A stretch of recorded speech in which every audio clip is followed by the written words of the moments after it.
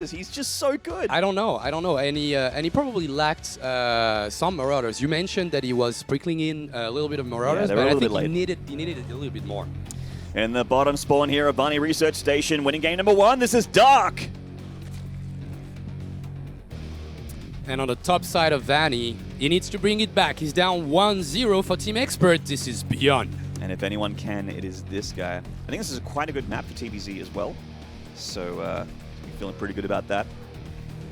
We'll see. Like once again, this is a really easy map to spread creep on. So that's true. something it's that much will smaller help. than Daybreak. Yeah, and also like it's pretty flat. You know, like same goes for Daybreak, I guess. But it's pretty flat, so it's not that hard to spread creep. You've got that nice pocket expansion. Both of them have this option.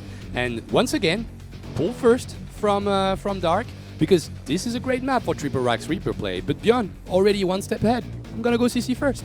Yeah, Easy getting peasy. as greedy as possible. Going to punish the fact that Dark is going for that extra, very early spawning pool. So a little bit of an econ advantage for ByuN at the start of the game.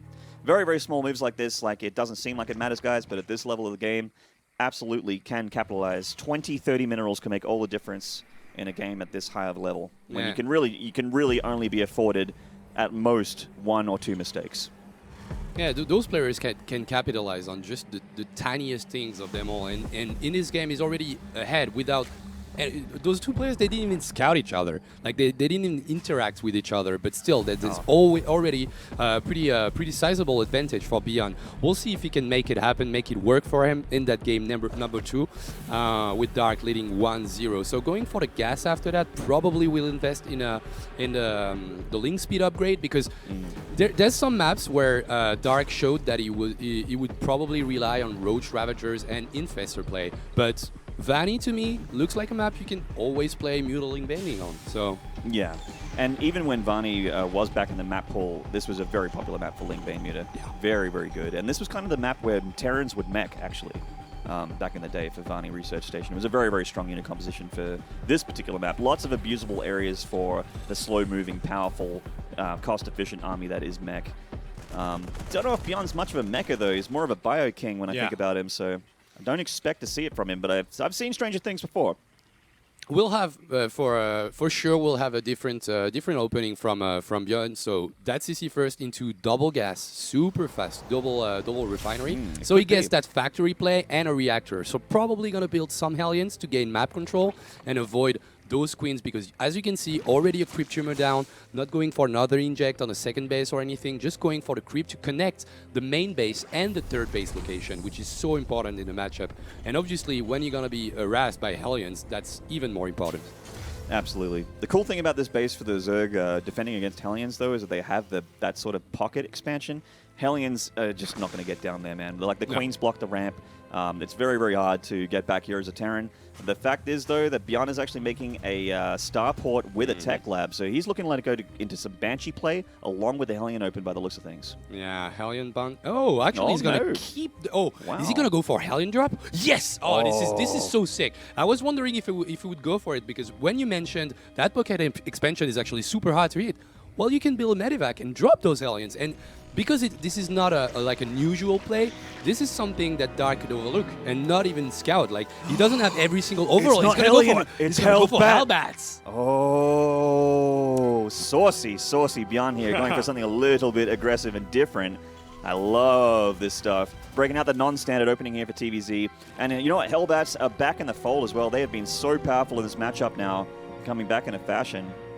Coming down here, seeing that there's not too many drones here, so they don't dive in. I think they could have gotten a couple kills there, but just leaving it. Yeah, I think he chickened out a little bit. Yeah, he's seen those two drones. Maybe I don't go for it, because I don't even know if there's already like 18 Zerglings on the field, ready to surround.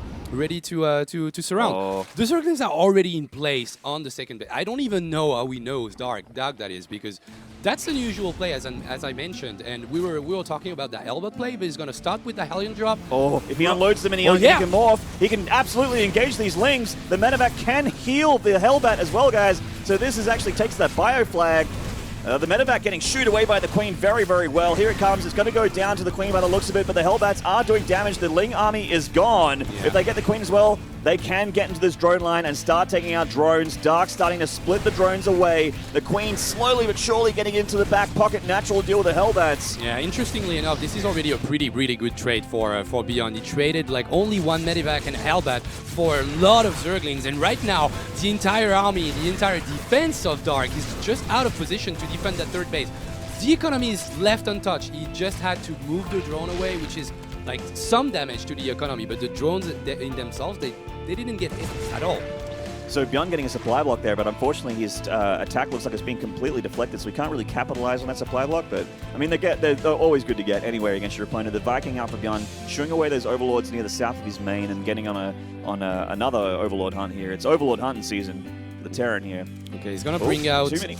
a Medivac with 6 Marines inside, and he's got 6 Hellbats. The Viking will lend it to fight with it. No, he loads up 4 more Hellions, and he's gonna go inside the main of Dark, trying to get some economical damage. 45 SCVs to 44 drones, and the third CC about to finish for ByuN. Man, Dark's creep spread is already so good. Look at how many tumors he has working on this map.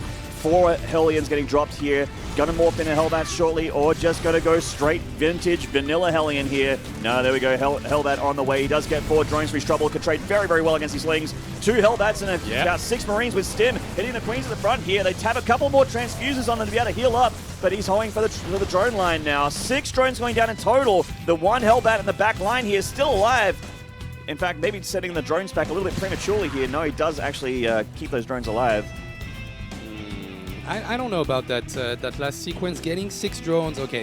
If you look at the worker count, they are equal 53 to 53. So I guess a pretty decent trade at the moment for ByuN. But as you mentioned, the creep spread is actually worrying me so much for the Terran. Look at how Dark has been able to keep these creep tumors working away here while defending in 2 places at once.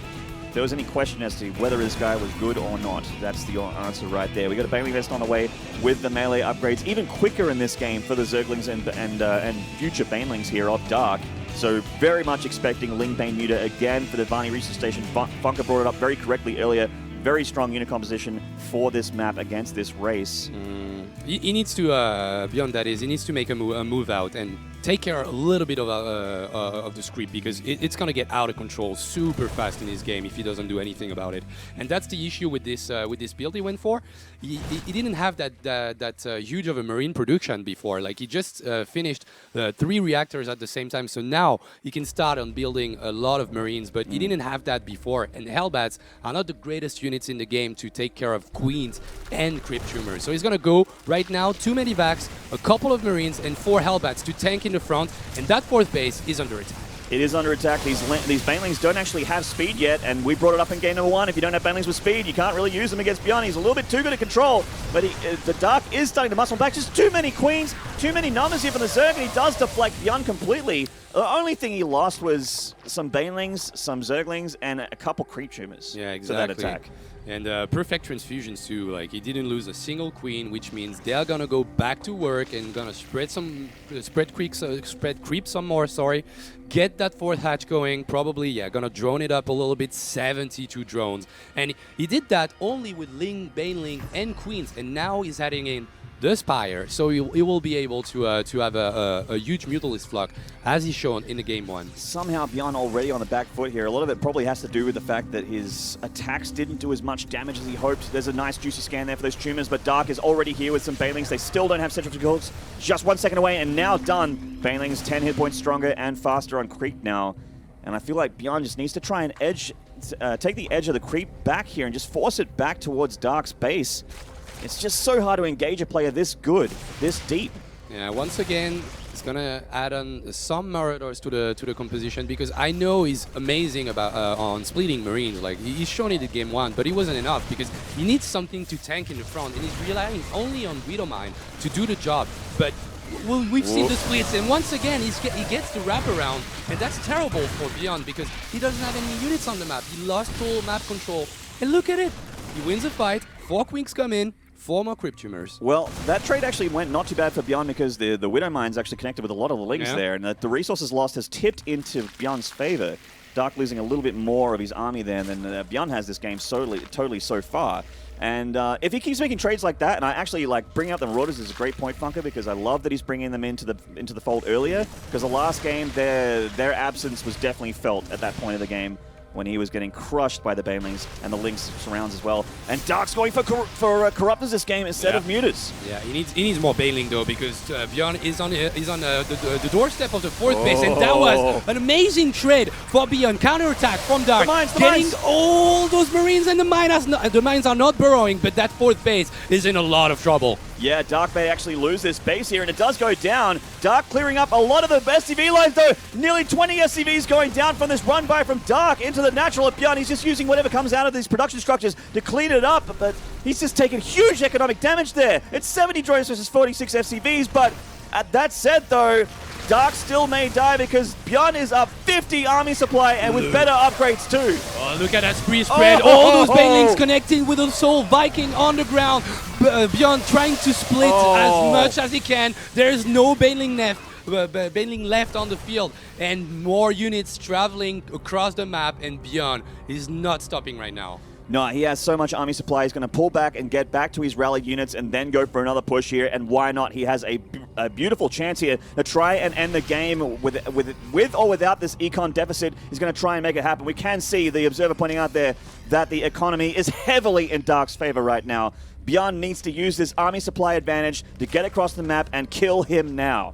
Okay, let's see if he tries to go for that. He scouts the 4th base, and that's not something that he wants to see at the moment, Dark, that is, because, you know, a Terran on 4th base, on 4 base when you're as a Zerg on 3 bases, that's not a cool thing to see. So is he gonna try? Like, he's not making any more drones. He's getting that 4th base again, but a lot of Zerglings in the production tab. He needs more Banelings though. Only 11 on the field, which is not enough considering how many units are traveling the map right now. And the Marauder count here in this army is substantial as well for that little Banelings. 5 more being made here by Dark. He does have plenty of the bank to be able to turn these Zerglings into Banelings. And I love that ByuN's just got a couple mines burrowed here with a small group of Marines, because Dark can run by and take critical damage. If he loses that many SCVs again, this game is over.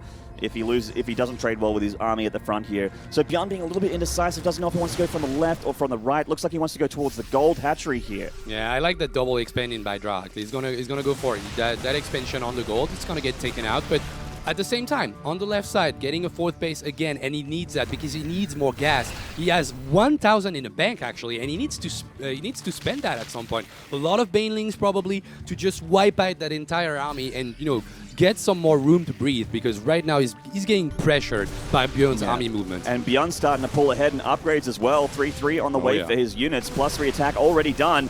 Here comes the Lings of Dark, and ByuN just starting to split here. It does take some heavy losses on the right, but plenty of Marines and mines left, and a huge reinforcement actually from ByuN from the north. And Dark still has plenty of Banelings. ByuN moving a little bit too far forward here. The mines not connecting to the Banelings, taking a big loss of bio on the left. ByuN not quite with enough to be able to finish this game, but still with plenty to be able to keep pressuring Dark on the edge of this creep. Yeah, 70 army supply against 40, and there's nothing in the ground. Corruptors! GG! GG! The reinforcements sealed that deal there for ByuN. He did it! All right. Tied series 1 apiece. All right. Yeah.